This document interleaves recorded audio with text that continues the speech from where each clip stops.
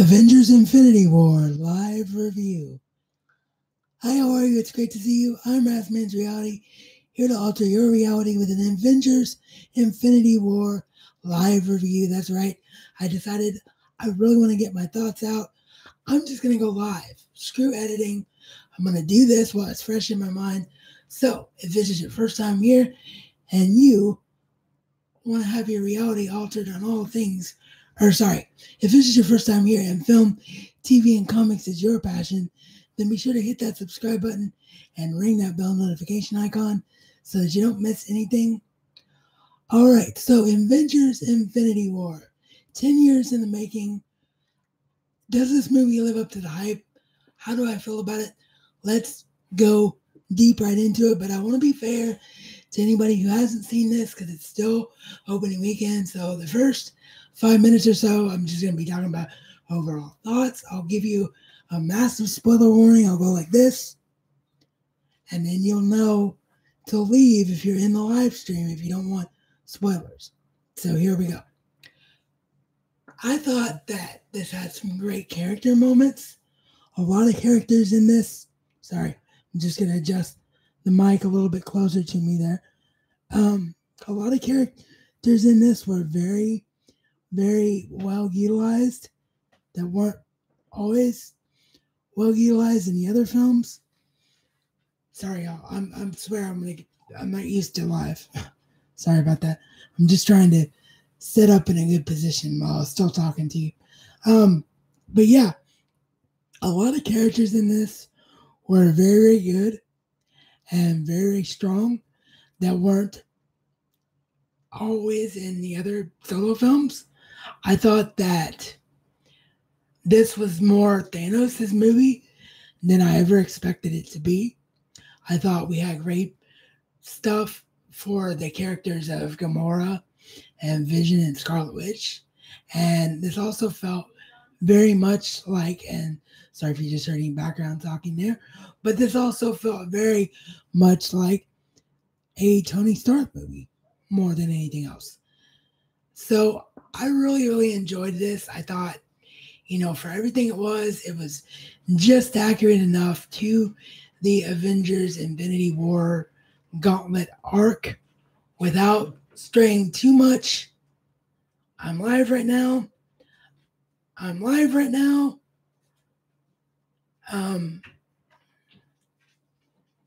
Sorry about that. My mom didn't know I was live. But yeah, I thought it was very, very extremely accurate to the comic book world as well as it could be. It strayed just enough to make a good film. And that's really all I can say about it without spoilers. So if you haven't seen the movie, okay, if you're still here in 5, 4, 3, 2, and 1.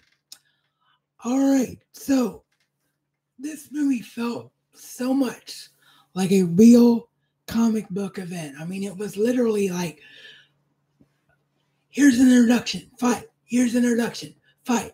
Boom, boom, boom, boom.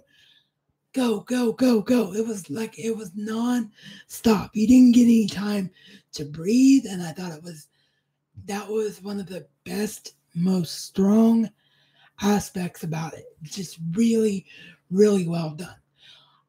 One of the things that immediately jumped out at me is that in a movie like this, you can either fall to the pressure or you can rise up on the pressure. And what I mean by that is you have so many characters to serve and so many moments and so many things that people have anticipated over 7 years, and you could have fallen flat on your face. But this movie did not have an issue with that at all, for the most part.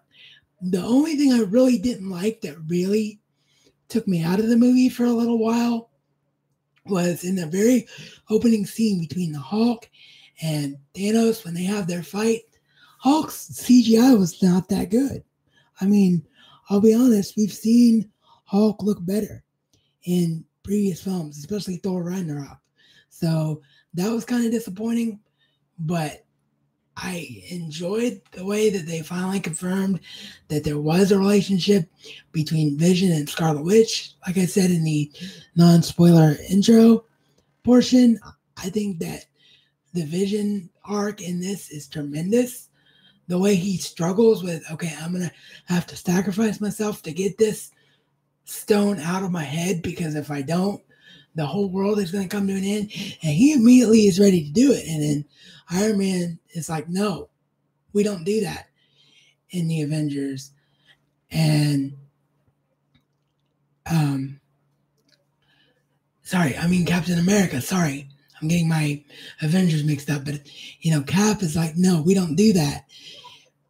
And Vision's like, what's the difference between what you did and what I'm trying to do? And then Bruce Banner speaks up and he's like, because you have a choice. We might be able to get this stone out of you. And so I think it made what Scarlet Witch has to do with Vision so much more powerful at the end of the film.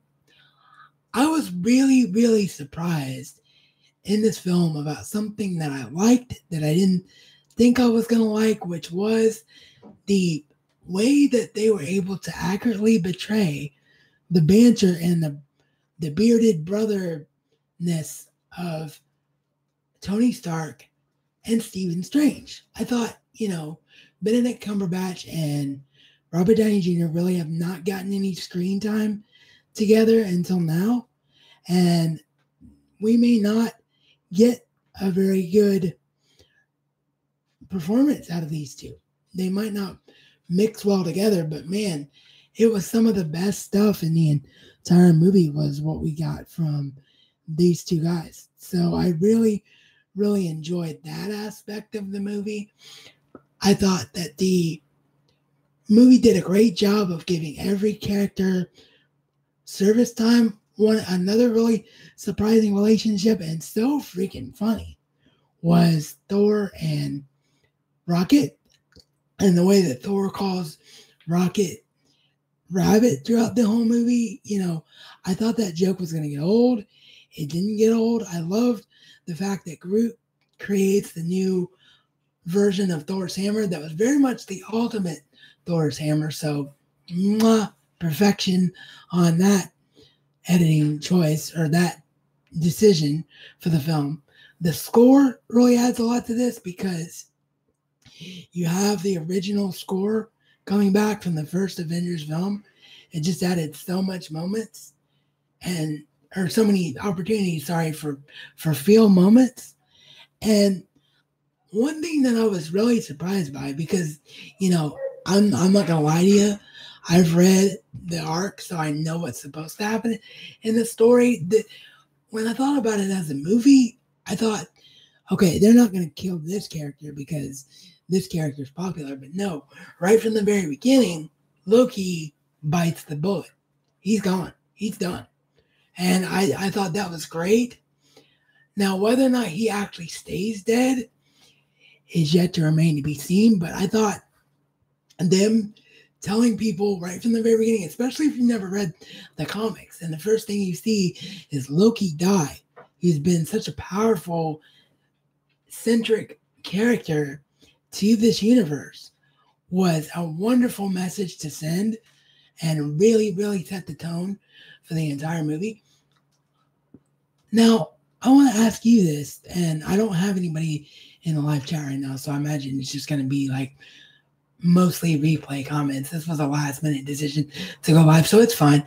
But I want to ask you, the viewer, this question. Did you like the fact that Thanos was very much humanized in this film? Because I thought that was something that was a huge departure from the comic books, but for the most part, it really, really worked. And I thought that it was really well done, but I think it was a little bit overplayed in certain points. The other really strong aspect that I'm thinking of, I'm doing this almost immediately coming out of the film. Saw the film this afternoon, and then I had to eat dinner, but I haven't watched any TV or anything since eating dinner. That's why I want to go live, so I was as fresh and real with these thoughts as possible. So I'm probably going to forget stuff, and I'll probably come back and do a Blu-ray review at some point. But one of the strongest things that I really liked in the movie as well was the fact that this was the first time that Gamora and Star-Lord, their relationship felt very real to me and very well earned to me. And I thought that this was going to be a problem for the film because I knew, that Gamora is going to have such a huge emotional arc in this film. We haven't seen Zoe Saldana get much of an opportunity to really do a lot in the Marvel Cinematic Universe. So, it was going to be a real test for her. She pulled it off tremendously. And then Chris Pratt on the other side of it was really, really well acted against her. Their relationship was so believable. And that moment when he has to make the decision to honor her wish and kill her so that Thanos does not get the stone, I thought was great. I thought it was really well done, and it makes it so much more powerful when he realizes that Thanos takes her. He didn't succeed in killing her, and then he finds out that she's dead later. Again, this is going to be a problem, though, if in the next film, in a couple of years, part 2, which has already been filmed, by the way, but we have to get Captain Marvel and Ant-Man and the Wasp out of the way first. I don't believe there's another one. I think it's just those two. But,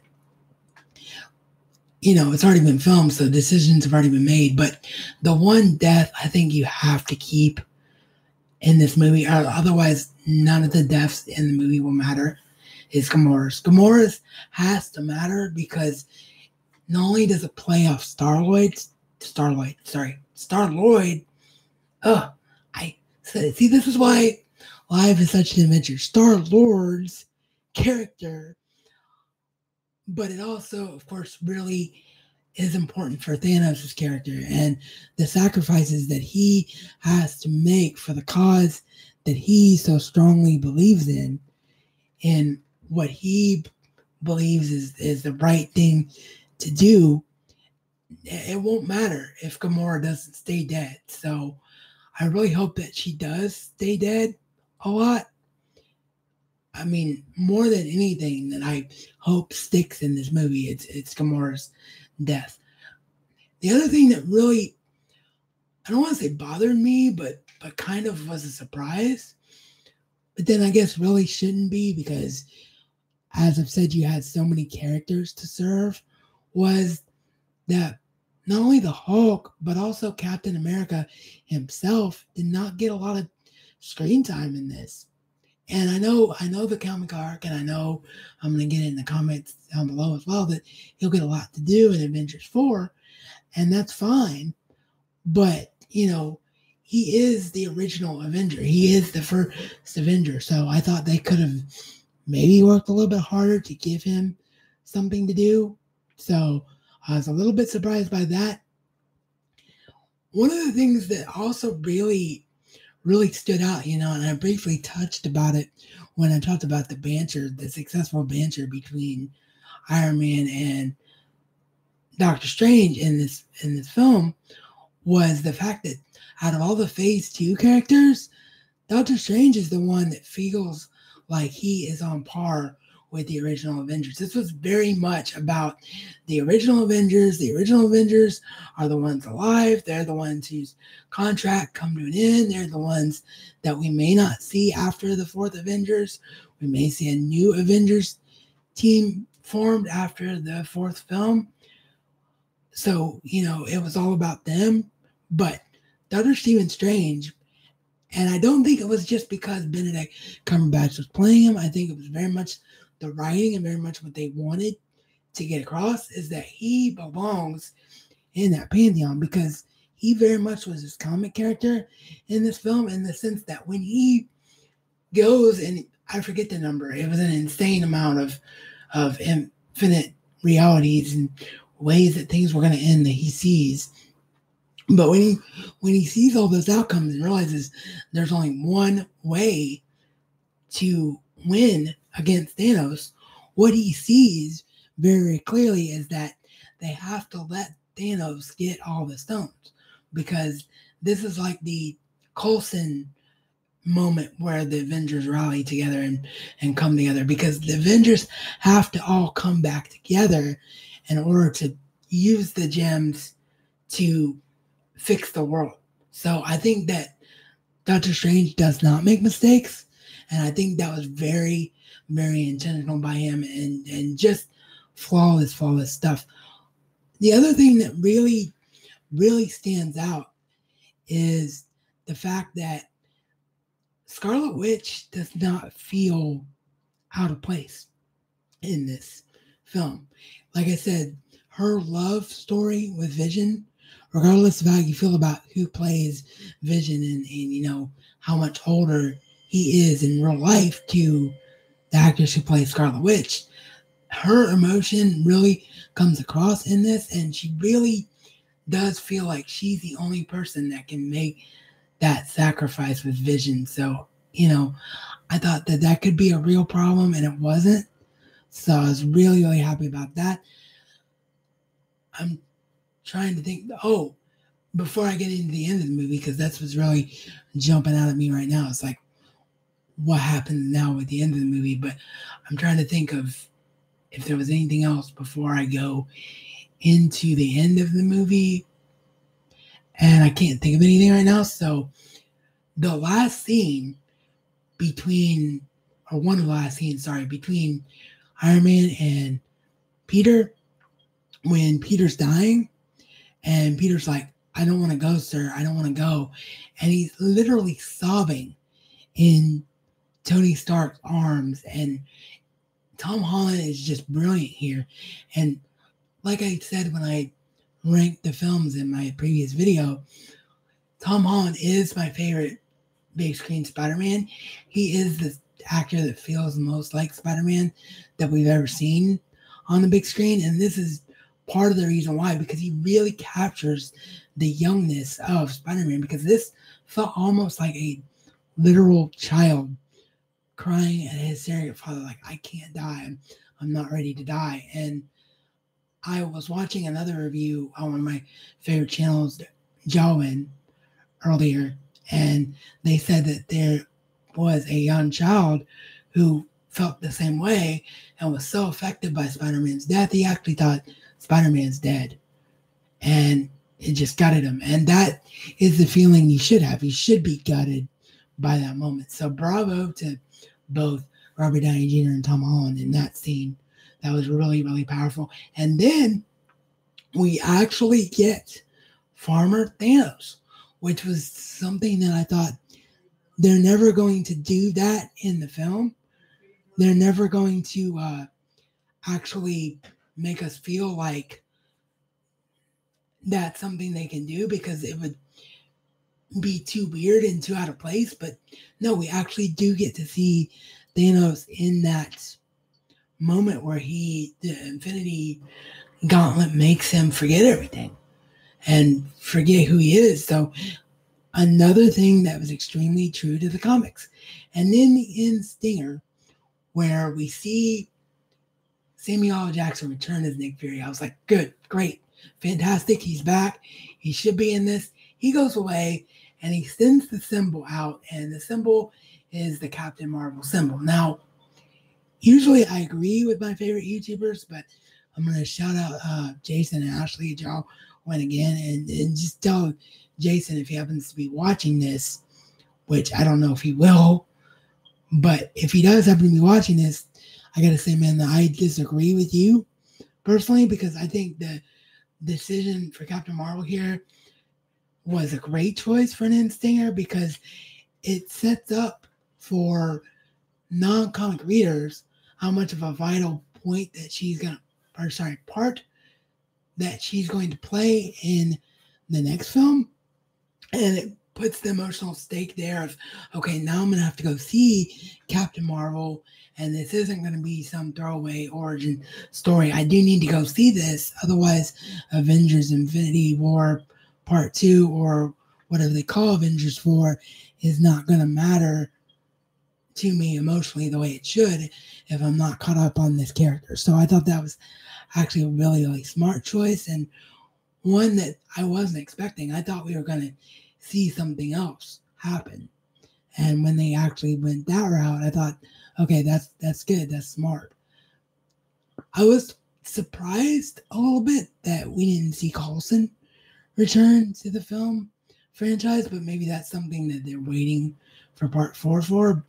I still feel like it could happen. Yeah, I guess that's it, guys. Just the off the cuff, off the top of my head thoughts. Like I said, there's so much more to dive into and so much more to say. So you'll probably see a Blu-ray review in the title or something to that effect, or Easter eggs or something later on when I see this a second or third time, when I can really, delve into every moment. But where does this rank in my Marvel list now?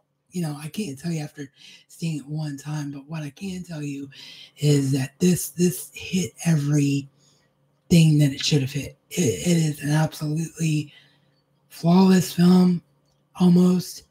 And other than, like I said, the stuff with Hulk and Loki in the beginning that could have been better, and a few hits and misses, it was nearly flawless. And so I have to give it a 5 out of 5. I mean, it was exactly what 10 years. Oh, and speaking of 10 years, I do want to say that for a sign off.